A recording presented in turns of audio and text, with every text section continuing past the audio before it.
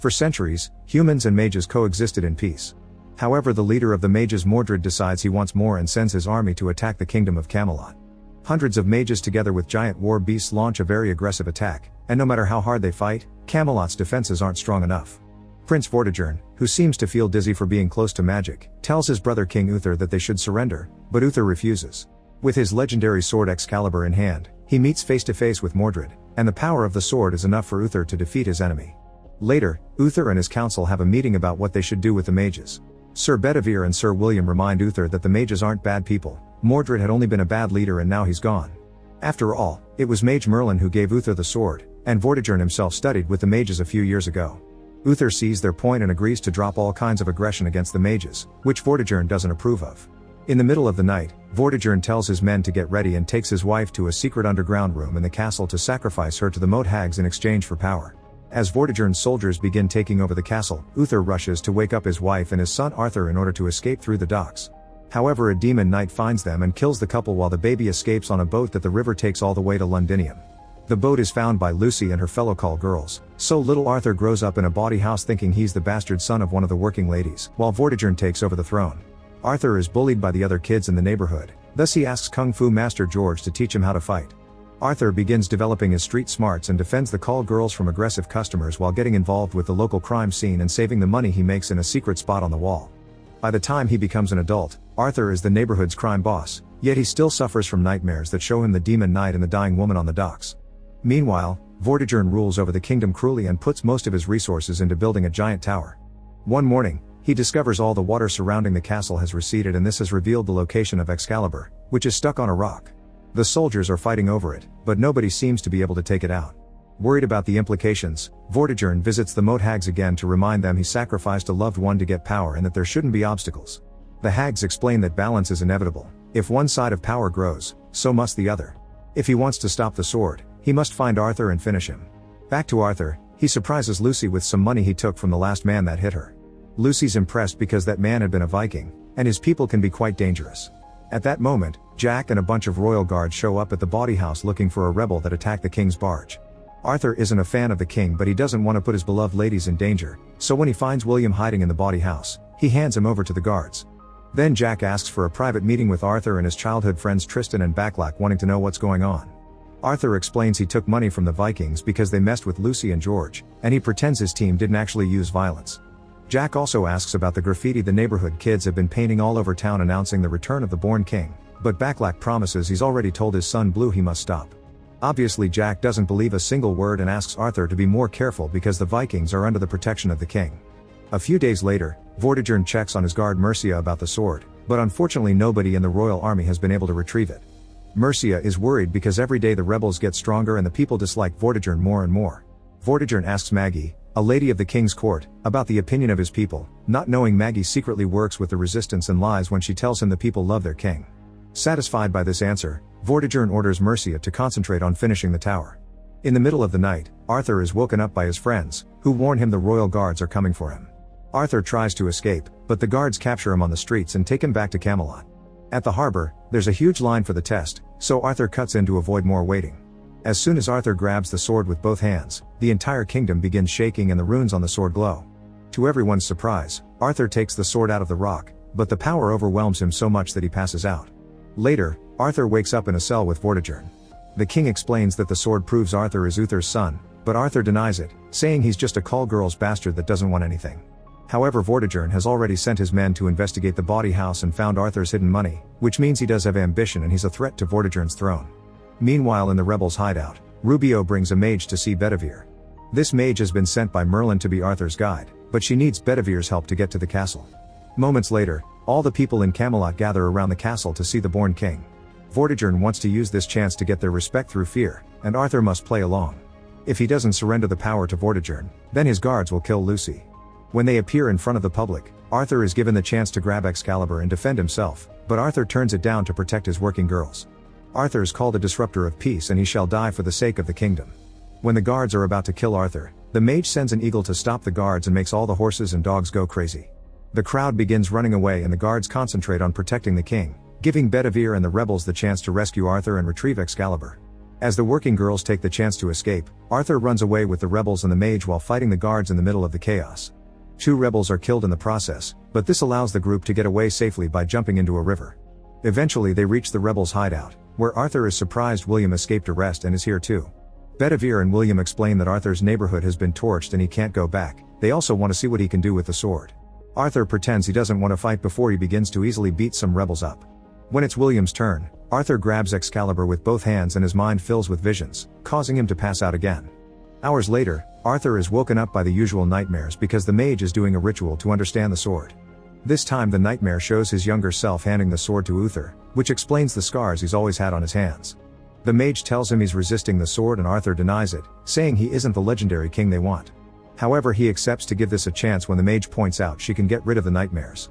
Afterward, the mage asks Bedivere to take Arthur to the Dark Lands. Arthur is dropped at an island, where the mage tells him he must reach the tower and touch the altar stone with the sword.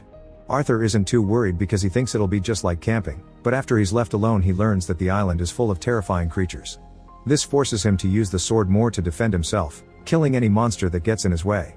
After a few days of raw survival, Arthur reaches the top of an old tower and puts the sword on the altar stone, which immediately glows and scares all beasts away.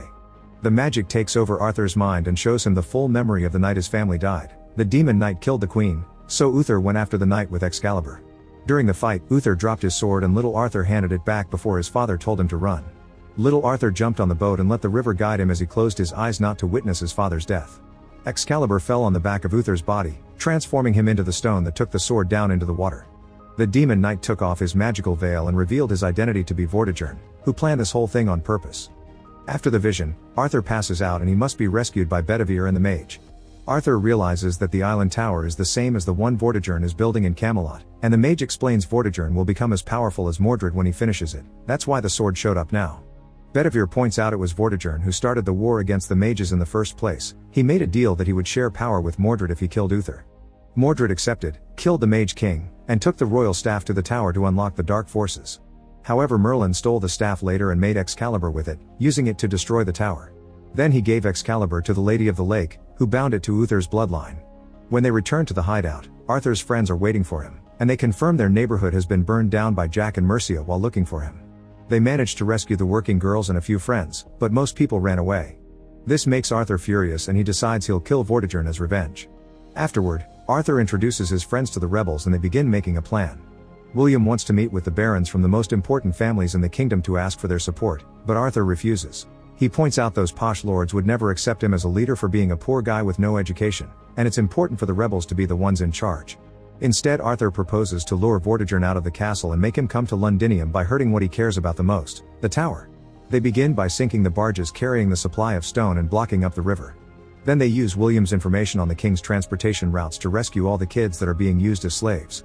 One of the working ladies knows the man that supplies brandy to Vortigern's favorite palace, so they use it to blow up the premises. All this forces Vortigern to make a deal with the Vikings, even if means accepting shady terms. Before leaving, the Vikings show worry over Vortigern losing his power because they also heard rumors about the born king. Desperate to regain control, Vortigern calls for a meeting with all the barons in Londinium, then he goes to the power to begin increasing his powers. Moments later, Maggie arrives at the hideout and tells everyone about Vortigern's incoming meeting, inspiring the rebels to make a plan to assassinate Vortigern when he visits Londinium. They need a safe building to shoot from, so William proves he can kill anyone with his bow from 175 yards. When the day comes, Arthur watches the king arrive in a carriage and he can't help thinking this is too easy. It turns out this is all a trap and Vortigern is hiding with Maggie in a boat because he knows she is spying on him and used her to set this up. Arthur can tell the king on the street is an actor, but William decides to shoot anyway in order to kill Mercia. The guards immediately raise the alarm and begin searching the town for the rebels. Arthur's group tries to hide in the crowd, but the guards find them and a fierce battle begins, during which Backlack gets hurt. He tells them to go ahead without him, and the group continues to fight through the streets, causing Rubio to get hurt as well. Rubio stays behind too to distract the guards while the group sneaks into George's school because he has a secret tunnel they can use to escape. However, everyone here refuses to be running cowards and they stay to fight. The guards burst in and a huge battle begins during which the mage tries to help by commanding her birds. Her plan doesn't work and she gets captured, which makes Arthur so angry that he grabs Excalibur with both hands and defeats the entire army in a matter of seconds. This demonstration of power is seen by the neighbors through their windows. Afterward, the rebels hide in a safe house and decide to wait until dark for Backlack and Blue. On the streets, people are starting to riot because the story of Arthur's powers is spreading, yet Arthur still doesn't want to lead. Hours later, Blue brings Backlack to the safe house, but Backlack knows he's dying and tells Arthur to leave without him. Arthur drags Blue away right before Vortigern arrives with his guards, who found the safe house when they follow the kid around. Backlack pretends to know nothing, but the interrogation is interrupted by Blue, who has come back because he refuses to abandon his father. Sensing the danger, Blue pretends he's just the cleaner and that he doesn't know Backlack. Vortigern doesn't believe him and cuts Backlack's ear as a test, causing Blue to start screaming. Arthur comes back and grabs a guard as a threat, so Vortigern responds by killing Backlack. This distraction allows Arthur to grab Blue and run to the boats. Now the rebels can finally escape safely. Afterward, Vortigern orders his guards to capture or kill any person that is trying to rebel on the streets. When they return to the hideout, Arthur thinks about all the lives that were lost just for him, so he decides to throw the sword into the lake and run away. The sword is found by the Lady of the Lake, and when Arthur falls in the mud, the lady grabs him to bring him into her lair and show him what Vortigern will do if he isn't stopped. Arthur watches a vision of Camelot completely in ruins under Vortigern's cruelty and finally accepts the sword. Before letting go, the lady reminds him that Vortigern must be fought in the tower and that Arthur must trust the mage. When the rebels find Arthur, he's roaring with the power of the glowing sword. Meanwhile, Vortigern captures Rubio and hurts him until he gives up information. Moments later, Arthur learns that riots are spreading all over the country in his name. Arthur announces he's ready to just barge in and take over the castle, so the rebels return to the hideout to get ready. Sadly, they find a massacre waiting for them and a royal guard with a message from Vortigern. Arthur must go to the castle before dark, or they'll kill Blue and the mage. The one that goes to the castle is Bedivere because he wants to check it's true the hostages are alive. Vortigern accepts to exchange Excalibur for the mage and to wait for Arthur until morning. Once the mage reunites with the rebels, she decides it's time to awaken what's inside Arthur.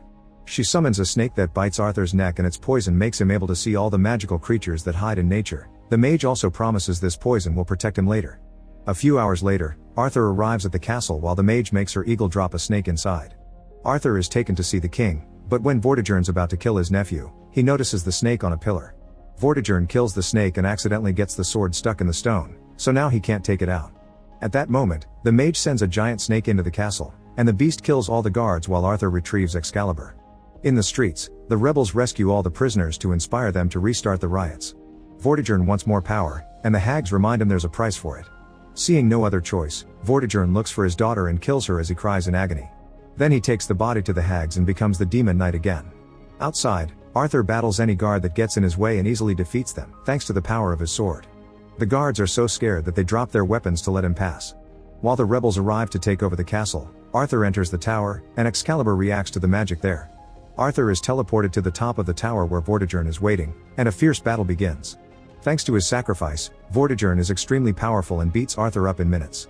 When Vortigern announces the sword is his now, the poison kicks in and makes Arthur have one last vision. This time Arthur doesn't close his eyes when Uther dies and grabs the sword before it sinks into his father's body. Uther tells Arthur the sword is his now, and Arthur wakes up, finding Excalibur glowing with power. Arthur immediately grabs it and fights Vortigern again with much better control of the sword's powers. Vortigern is hit over and over, and Arthur finally manages to kill him as he points out he became who he is thanks to Vortigern sending him to the streets in the first place. To make his point more ironic, Arthur even kisses Vortigern's hand. Then he activates Excalibur's magic to make the entire tower crumble. The next day, the kingdom says goodbye to all the lives lost during the war. Afterward, Arthur shows his team the round table he's chosen for their meetings and asks Bedivere to knight his friends. Lastly, William himself knights Arthur, making him the official king. Sometime later, the Vikings show up to ask for their part of the deal, threatening with war if they don't get what they want. Arthur isn't intimidated and reminds them of his power, causing the Vikings to kneel and accept him as the new king of England and an ally. At the end of the day, Bedivere crowns Arthur in front of a huge crowd, and Arthur raises his sword as he swears to protect his people. Make sure to subscribe and turn on notifications so you can watch more videos like this. Thanks for watching.